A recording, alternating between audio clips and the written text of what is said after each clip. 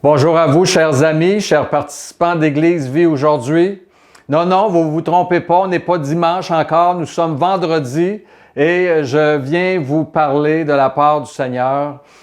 Vous êtes chers à mon cœur, je m'ennuie de vous habituellement et depuis que l'Église Vie aujourd'hui existe, le vendredi de Pâques, on se réunit, on organise un événement spécial pour parler de ce que Jésus a fait pour nous. Il a donné sa vie pour nous afin qu'on puisse hériter de la vie éternelle.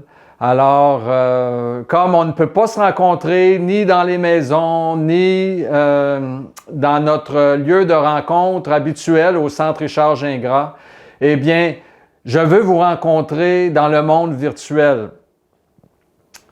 Nous sommes, selon le calendrier grégorien, vendredi de Pâques. Nous sommes bientôt à 2000 ans, jour pour jour, de la crucifixion de Jésus-Christ. Alors que les premiers disciples espéraient que Jésus reviendrait dans la gloire et établirait son royaume sur terre, à leur époque, tel que promis par la bouche des prophètes de l'Ancien Testament, Pierre a prophétisé ce qui suit dans son deuxième épître. Au deuxième épître de Pierre, au chapitre 3, verset 9, on lit « Mais il est une chose bien aimée que vous ne devez pas ignorer, c'est que devant le Seigneur, un jour est comme 1000 ans, et 1000 ans sont comme un jour. Le Seigneur ne tarde pas dans l'accomplissement de la promesse, comme quelques-uns le croient, mais il use de patience envers vous, ne voulant pas qu'aucun périsse, mais voulant que tous arrivent à la repentance. » La promesse dont Pierre parle ici, c'est la promesse de son retour. Ce passage est à la fois prophétique pour les premiers destinataires à qui s'adressait la lettre de Pierre et il est aussi explicatif pour nous qui sommes peut-être les derniers destinataires intéressés à ce que l'apôtre a dit. N'oublions pas que Pierre a été choisi par Jésus pour jouer un rôle très spécial dans le leadership de l'Église. Pierre nous dit qu'après bientôt 2000 ans, si Jésus-Christ n'est pas revenu, c'est parce qu'il est infiniment grand et que pour lui, un jour est comme 1000 ans et 1000 ans sont comme un jour. Et parce qu'il est aussi infiniment miséricordieux et écoutez bien, voulant que tous arrivent à la repentance et que personne ne périsse. Ça enlève l'idée que Dieu a déjà déterminé qui va être sauvé puis qui ne le sera pas. Dieu veut que tous soient sauvés et parviennent à la connaissance de la vérité. Mais s'il y a une vérité qui ne sera jamais démentie, c'est qu'il va revenir éventuellement et accomplir sa promesse de revenir nous chercher. Bon, si on ne connaît pas avec exactitude quand Jésus est né, nous connaissons avec certitude le moment de l'année, le jour et l'heure où il est mort. C'était la journée avant le sabbat, donc un vendredi. Et c'était durant la fête de Pâques. Les Juifs célèbrent la Pâque depuis des millénaires, en fait depuis qu'ils sont sortis d'Égypte sous la gouverne de Moïse. Toujours dans la même période de l'année, ils célèbrent la fête de Pâques. Elle commence le 14 Nissan, c'est pas une marque de voiture, c'est un mois pour les Juifs, à la tombée de la nuit, qui correspond selon les années à la fin du mois de mars ou au mois d'avril dans notre calendrier. Et ça dure 7 jours. La Pâque juive dure 7 jours. D'ailleurs, cette année, la Pâque juive va commencer le 27 mars et se termine le 4 avril. Autrement dit, nous sommes en plein dedans. Mais si, comme Paul l'enseigne, nous n'avons pas observé les jours, les mois et les fêtes dans le christianisme, j'aime saisir ce moment de l'année pour me rappeler ce que Jésus a fait pour moi. C'est comme si, dans le temps de Pâques, c'était plus facile de visualiser. J'ai besoin de me rappeler avec force qu'il y a quelqu'un, un jour, qui est mort pour moi parce qu'il m'a beaucoup aimé. Et c'est pas peu de choses. Je suis vraiment béni d'avoir été aimé à ce point. Celui qui est mort pour moi s'appelle Jésus-Christ. Et bonne nouvelle, il est aussi mort pour vous. Ce n'est pas que ce jour, ce vendredi 2 avril 2021, est plus important que tous les autres jours. Pour nous qui sommes en Jésus-Christ, tous les jours sont égaux. Autrefois, sous la loi, il fallait respecter les jours, les lunes, les fêtes et plein d'autres choses qui concernaient les lieux, l'habillement, la nourriture, etc. Mais maintenant, par Jésus-Christ, nous avons été libérés de tout fardeau et de toutes ces obligations et nous pouvons servir et adorer Dieu là où nous sommes, à tous les jours, peu importe lequel, dans notre cœur et notre corps qui est le temple du Saint-Esprit. C'est pour ça que Paul écrivait aux Galates qui s'égaraient dans leur service spirituel comme chrétiens. Il leur écrivait ceci, que vous retrouverez dans Galates au chapitre 4, verset 10. « Vous observez les jours, les mois, les temps et les années. Je crains d'avoir inutilement travaillé pour vous. » Et parlant de tradition, de rituels et de culte, dans la religion catholique dans laquelle j'ai grandi dans mon enfance et dans mon adolescence, on m'enseignait que je devais accomplir plein de choses pour pouvoir célébrer Pâques dignement. D'abord, je devais vivre des privations pendant 40 jours, c'était le carême. Je devais ensuite aller dans un sanctuaire pour faire un chemin de croix. Je devais me confesser à un prêtre, faire des actes de contrition, dire le chapelet, manger du poisson le vendredi, etc., etc. Mais lorsque j'ai connu le Seigneur et que je me suis attaché à sa parole, j'ai découvert que rien de ce que je peux faire ne peut me rendre plus acceptable aux yeux de Dieu. Il n'y a que ce que Jésus a fait pour moi qui peut me rendre acceptable aux yeux de Dieu.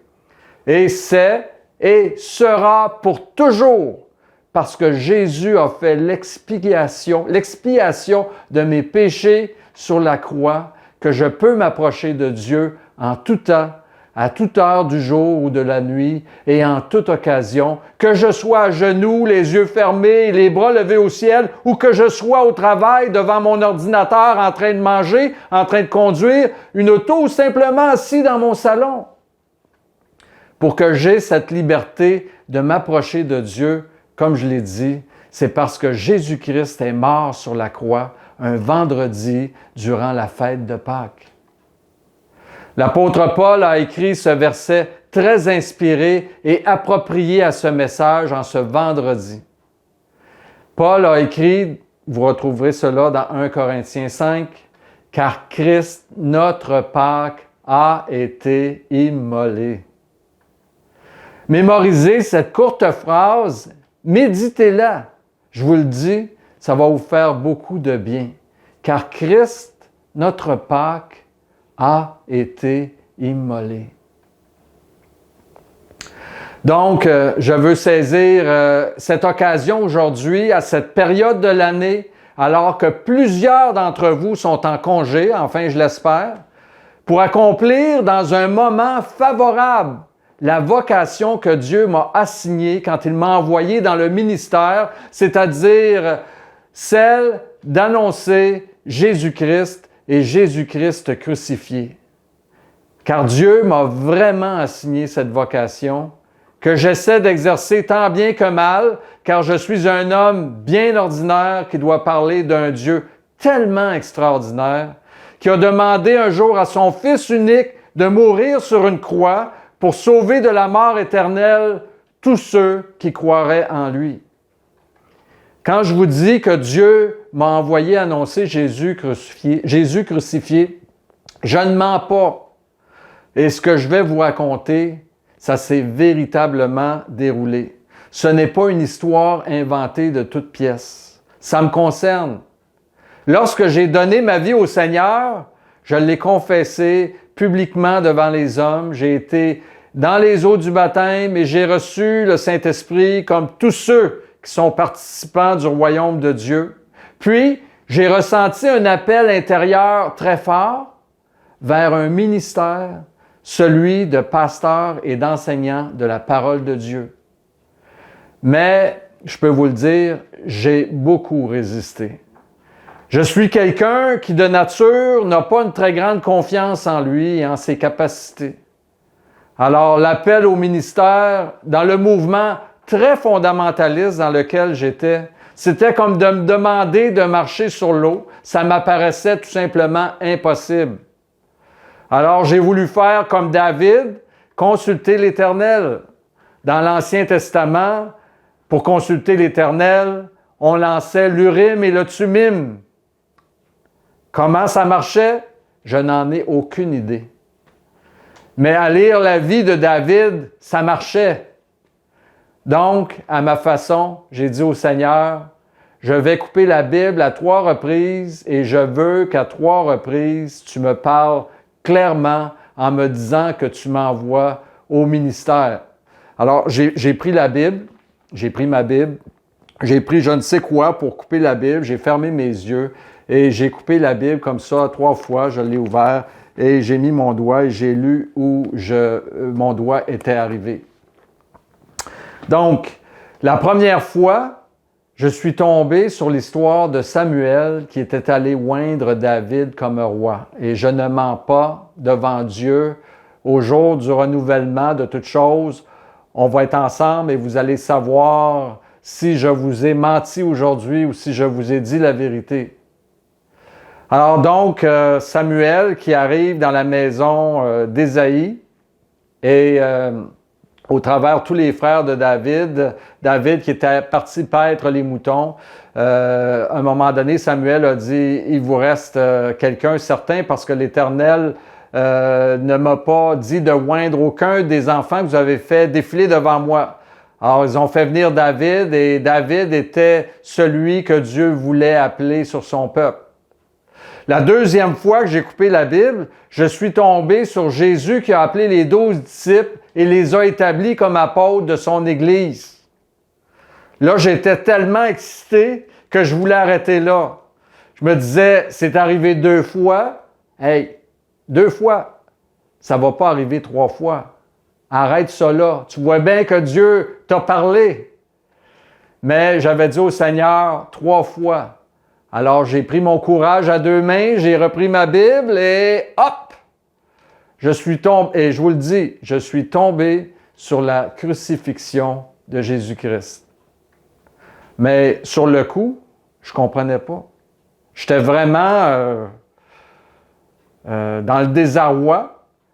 Là, je disais, Seigneur, je ne comprends pas. Tu m'as parlé clairement les 2 premières fois, et puis hop, là, c'est silence radio.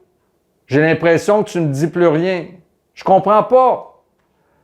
Et tout à coup, sûrement grâce au Saint-Esprit qui a ouvert mes yeux et mon intelligence, j'ai compris le message de Dieu à mon intention. Il m'a dit ceci. Marc, je te oins de mon esprit et je t'établis pour aller annoncer dans l'Église et dans le monde entier Jésus-Christ crucifié. Et là, quand le Saint-Esprit m'a montré ça, l'émotion m'a monté à la gorge et je suis véritablement tombé sur ma face. J'ai adoré Dieu. Et Dieu venait de me parler. Il venait de m'assigner une mission, un ministère. Mais, je dois le dire, pour aller jusqu'au bout de l'histoire, il restait un obstacle à franchir pour débuter ce ministère. Cet obstacle, c'était le pasteur de mon Église. Et oui, les pasteurs font figure d'autorité et comme vous, je ne peux pas dire que j'ai toute la facilité du monde avec ça. J'avais le sentiment que mon pasteur, à l'époque, ne me voyait pas ou ne me voulait pas comme pasteur avec lui dans l'Église. Alors, j'ai dit au Seigneur, si tu veux vraiment que j'aille au ministère, il faudra mettre la main sur le pasteur. Et je vous le dis, 2 semaines plus tard, peut-être 3, peut-être 1, c'est flou un peu dans mon esprit. Après une réunion du dimanche, le pasteur est venu me voir et m'a demandé de venir le voir un soir de la semaine chez lui.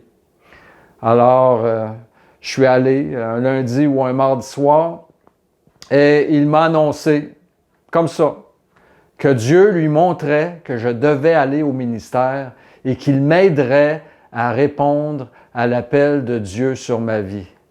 Alors là, vraiment, à partir de ce moment-là, j'ai vraiment compris que le temps était venu et que Dieu m'appelait. Et il m'appelait à aller annoncer un grand message, celui de son Fils mort à la croix pour chacun d'entre nous. Alors, me voilà, en ce vendredi 2 avril, je veux tout simplement vous apporter le message de la croix. Je ne sais pas qui écoutera le message. Dans le monde virtuel, on ne voit pas notre auditoire. Mais je veux m'acquitter de mon ministère et vous rappeler que Dieu vous a tant aimé qu'il a donné son Fils unique sur la croix afin que vous ne périssiez point, mais que vous ayez la vie éternelle. En terminant ce message, je veux vous lire 2 textes. Le premier est de Paul. Paul a reçu la même obligation que moi en ce qui concerne le thème central de sa prédication à annoncer aux hommes. Et d'ailleurs, je vous le dis, tous ceux qui sont appelés au ministère de la parole ne devraient jamais dévier de ce thème, celui d'annoncer Jésus-Christ et Jésus-Christ crucifié. Alors, Paul dit ceci, vous retrouverez ce passage dans 1 Corinthiens au chapitre 2, versets 1 à 2.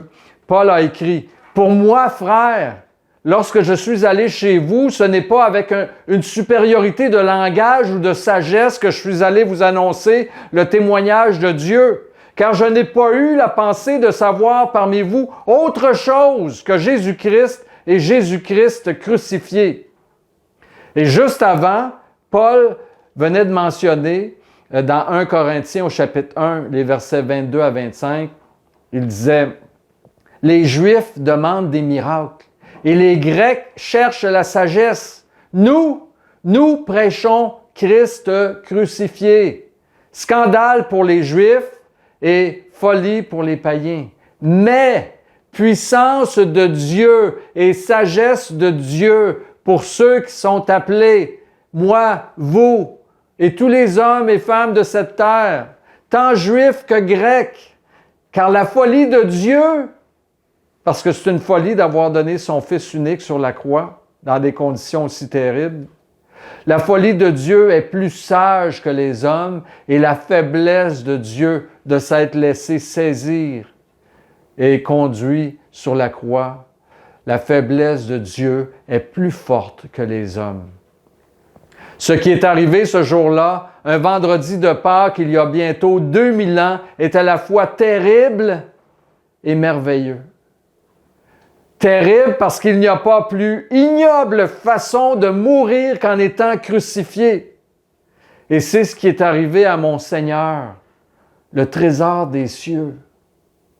Et merveilleux parce que grâce à son sacrifice, Dieu m'a pardonné. Il m'a réconcilié avec lui et il m'a accueilli dans sa maison où j'habiterai avec lui pour l'éternité. Si Roger, Edith et Paula étaient avec moi, je leur demanderais de chanter un chant, de chanter ce chant. Cette croix me sera toujours chère. Elle est gloire et victoire pour moi. Et par elle en la maison du Père. Excusez-moi.